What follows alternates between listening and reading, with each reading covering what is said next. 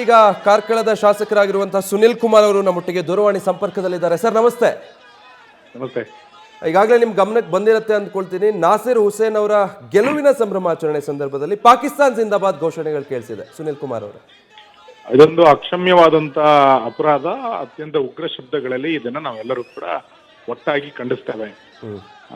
ಒಂದು ಗೆಲುವಿನ ಸಂದರ್ಭದಲ್ಲಿ ಪಾಕಿಸ್ತಾನದ ಕುರಿತಂತೆ ಜೈಕಾರವನ್ನ ಹಾಕ್ತಾರೆ ಅಂತಂದ್ರೆ ಇದನ್ನ ಯಾವ ಕಟು ಶಬ್ದಗಳಲ್ಲಿ ಖಂಡಿಸಿದ್ರು ಕೂಡ ಅದು ಕಡಿಮೆನೆ.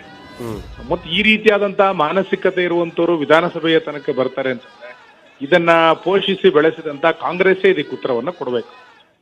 ನಾನು ಹೇಳ್ಕೊಳ್ತೇನೆ, ಇದಕ್ಕೆ ಯಾರು ಇದರಲ್ಲಿ ಹೊಣೆಗಾರರಾಗಿದ್ದಾರೆ, ಇಡೀ ಕಾಂಗ್ರೆಸ್ ಪಕ್ಷ ಇದಕ್ಕೆ ಹೊಣೆಗಾರ. ಯಾರೋ ಒಬ್ಬ ಘೋಷಣೆಗೆ ಹೋಗಿದ್ದ ನಮಗೆ ಸಂಬಂಧ ಇಲ್ಲ ಅಂತ ಅವ್ರು ಹೇಳಲಿಕ್ಕಿಲ್ಲ. ವಿಧಾನಸೌಧದ ಒಳಗೆ ಬರ್ಬೇಕಾದ್ರೆ ಯಾವ್ದಾದ್ರು ರಾಜಕಾರಣಿಗಳದ್ದು ಪಾಸ್ ಬೇಕು ಮತ್ತು ಪ್ರಮುಖರದ್ದು ಪಾಸ್ ಇಲ್ಲದೆ ಒಳಗೆ ಬರ್ಲಿಕ್ಕೆ ಸಾಧ್ಯ ಇಲ್ಲ. ಮತ್ತು ಪಕ್ಷದ ನಿಷ್ಠಾವಂತ ಕಾರ್ಯಕರ್ತರೇ ಇದ್ರೊಳಗೆ ಬರ್ಲಿಕ್ಕೆ ಸಾಧ್ಯ ಇದೆ. ಇಂಥವರ ಬಾಯಿನಲ್ಲಿ ಪಾಕಿಸ್ತಾನ್ ಜಿಂದಾಬಾದ್ ಅಂತ ಬಂದಿದ್ರೆ ಇದನ್ನ ಯಾವ ಕಾರಣಕ್ಕೂ ಸಹಿಸಲಿಕ್ಕಿಲ್ಲ. ದೇಶದ್ರೋಹದ ಕೇಸನ್ನ ಹಾಕಿ ಅವ್ರನ್ನ ಒಳಗೆ ಹಾಕಬೇಕು ಮತ್ತು ನಿರ್ದಾಕ್ಷಿಣ್ಯವಾಗಿ ಕಾಂಗ್ರೆಸ್ ಇದರ ಬಗ್ಗೆ ದೇಶದ ಕ್ಷಮೆಯನ್ನ ಕೇಳಬೇಕು. ಒಂದು ರಾಜ್ಯಸಭಾ ಚುನಾವಣೆಯ ಫಲಿತಾಂಶದ ಸಂದರ್ಭದಲ್ಲಿ ಇಷ್ಟು ಸೊಕ್ಕಿನ ಮಾತುಗಳನ್ನ ಅವ್ರ ಕಾರ್ಯಕರ್ತರು ಆಡ್ತಾರೆ ಅಂತಂದ್ರೆ ಮುಂದೆ ಅಧಿಕಾರದಲ್ಲಿ ಇನ್ನೆಷ್ಟು ದರ್ಪಗಳನ್ನ ಇವರು ಮಾಡ್ಲಿಕ್ಕೆ ಸಾಧ್ಯ ಇಲ್ಲ. ಚುನಾವಣೆಗಳಲ್ಲಿ ಜಯಗಳಿಸುವಂಥದ್ದು ಸೋಲುವಂಥದ್ದು ಒಂದು ಸಹಜವಾದಂತ ಪ್ರಕ್ರಿಯೆ.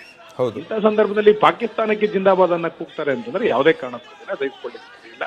ಮಾನ್ಯ ಮುಖ್ಯಮಂತ್ರಿಗಳು ಇದಕ್ಕೆ ಉತ್ತರವನ್ನು ಕೊಡಬೇಕು, ಡಿ.ಕೆ. ಶಿವಕುಮಾರ್ ಅವರು ಇದಕ್ಕೆ ಉತ್ತರವನ್ನ ಕೊಡಬೇಕು. ಸರ್, ಬಟ್ ಇದು ಎಲ್ಲಿಗೆ ತಲುಪ್ತಾ ಇದೆ ಅಂತ ಅಲ್ಲಲ್ಲಿ ನೋಡಿದ್ವಿ, ಯಾರೋ ಪುಂಡ್ರು ಕಿಡಿಗೇಡಿಗಳು ಈ ರೀತಿ ಕೂಗ್ತಾರೆ ಅಂತಿತ್ತು. ರಾಜ್ಯದ ಶಕ್ತಿ ಕೇಂದ್ರ ವಿಧಾನಸೌಧಕ್ಕೂ ತಲುಪಿಬಿಡ್ತು ಅಂದ್ರೆ ನಾನು ಅದನ್ನ ಹೇಳಿದೆ, ವಿಧಾನಸೌಧದ ತನಕ ಇದು ಬೆಳಿಲಿಕ್ಕೆ ಪೋಷಿಸಿದ ಯಾರು? ಇದು ಕಾಂಗ್ರೆಸ್ಸೇ ಹೊಣೆ. ಇನ್ಯಾರನೋ ಒಬ್ಬ ಕಾರ್ಯಕರ್ತ ಯಾರು ಕೂಗುದನ್ನು ಒಪ್ಪನ್ ಮಾತ್ರ ಇದನ್ನು ಹೊಣೆಗಾರಿಕೆ ಮಾಡ್ಲಿಕ್ಕೆ ಸಾಧ್ಯ ಇಲ್ಲ. ಕಾಂಗ್ರೆಸ್ ಇದಕ್ಕೆ ದೊಡ್ಡ ಪ್ರಮಾಣದಲ್ಲಿ ಹೊಣೆಯನ್ನ ಹೊರಬೇಕು. ಖಂಡಿತ ಇದು ನಾಳೆ ವಿಧಾನಸಭೆಯಲ್ಲೂ ಕೂಡ ನಾವು ಅಧಿವೇಶನ ಸಂದರ್ಭದಲ್ಲಿ ಪ್ರಸ್ತಾಪ ಮಾಡ್ತೇನೆ. ಇದನ್ನ ಯಾವುದೇ ಕಾರಣಕ್ಕೂ ಸುಮ್ಮನೆ ಬಿಡೋ ಪ್ರಶ್ನೆ ಇಲ್ಲ. ಮತ್ತು ಇದಕ್ಕೆ ಮುಖ್ಯಮಂತ್ರಿಗಳು ಮತ್ತು ಕಾಂಗ್ರೆಸ್ ಎರಡೂ ಜನ ಇದಕ್ಕೆ ಉತ್ತರವನ್ನ ಕೊಡಬೇಕು. ಆ ಸನ್ನಿವೇಶಕ್ಕೂ ಆ ಘೋಷಣೆಗೂ ಏನ್ ಸಂಬಂಧ ಅಂತ ಸರ್? ಈ ಮನಸ್ಥಿತಿಗಳು ಏನ್ ಹೇಳೋದಕ್ಕೆ ಹೊರಟಿದಾವೆ? ಯಾಕೆ ಈ ಘೋಷಣೆ ಈ ಸ್ಥಳದಲ್ಲಿ ಬಂತು ಅಂತ ಏನ್ ಅನ್ಸುತ್ತೆ ನಿಮ್ಗೆ? ಕಾಂಗ್ರೆಸ್ ಈ ರೀತಿಯಾದಂತಹ ತುಷ್ಟೀಕರಣವನ್ನ ಮಾಡಿ ಬೆಳೆಸಿದ್ದರ ಪರಿಣಾಮವಾಗಿ ಒಂದು ಚುನಾವಣೆಯ ಜಯದ ಸಂದರ್ಭದಲ್ಲಿ ಪಾಕಿಸ್ತಾನ್ ಜಿಂದಾಬಾದ್ ಅಂತೇಳಿ ಕೂಗುವಂತ ಧೈರ್ಯ ಇವತ್ತು ಅವ್ರಿಗೆ ಬಂದಿದೆ. ಕಾಂಗ್ರೆಸ್ ಈ ರೀತಿ ಪೋಷಿಸಲಿಲ್ಲ ಅಂತ ಆಗಿದ್ರೆ ಇಷ್ಟು ದೊಡ್ಡ ಪ್ರಮಾಣದಲ್ಲಿ ಅವ್ರು ಬೆಳಿಲಿಕ್ಕೆ ಸಾಧ್ಯ ಇಲ್ಲ. ಹಾಗಾಗಿ ನಿಮ್ಮ ಟಿವಿ ಚಾನೆಲ್ಗಳಲ್ಲಿ ಇದನ್ನ ತೋರಿಸ್ತಾ ಇದ್ದಾರೆ, ಇದನ್ನ ನೋಡ್ತಾ ಇದ್ದೀನಿ ನಾನು. ಇದನ್ನ ತಕ್ಷಣ ಇದನ್ನ ಯಾವುದೇ ಕಾರಣಕ್ಕೂ ವಿಚಾರಣೆ ಇಲ್ಲ. ಇದಾಗಿದೆ ಅಂತ ಆಗಿದ್ರೆ ತಕ್ಷಣ ಅವ್ರ ಮೇಲೆ ದೇಶದ್ರೋಹದ ಕೇಸನ್ನ ಆ ಇಡೀ ಗುಂಪಿನ ಮೇಲೆ, ಯಾರೋ ಒಬ್ಬರ ಮೇಲಲ್ಲ, ಇಡೀ ಗುಂಪಿನ ಮೇಲೆ ಹಾಕ್ಬೇಕು.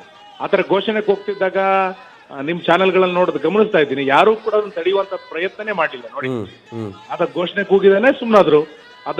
ಇದು ಸರಿಯಲ್ಲ ಅಂತೇಳಿ ಯಾರು ಕೂಡ ಹೇಳುವಂತ ಪ್ರಯತ್ನವನ್ನು ಮಾಡಲಿಲ್ಲ. ಸ್ವತಃ ರಾಜ್ಯಸಭಾ ಸದಸ್ಯರು, ನೂತನವಾಗಿದ್ದಂತ ರಾಜ್ಯಸಭಾ ಸದಸ್ಯರು ಕೂಡ ಅದನ್ನ ತಡೆಯುವಂತ ಪ್ರಯತ್ನವನ್ನು ಮಾಡೋದಿಲ್ಲ ಅಂತಂದ್ರೆ ಆ ಇಡೀ ಗುಂಪಿನ ಮಾನಸಿಕತೆಯೇ ಪಾಕಿಸ್ತಾನದ ಪರವಾಗಿದೆ ಅಂತೇಳಿ ಅನ್ನಿಸ್ತದೆ.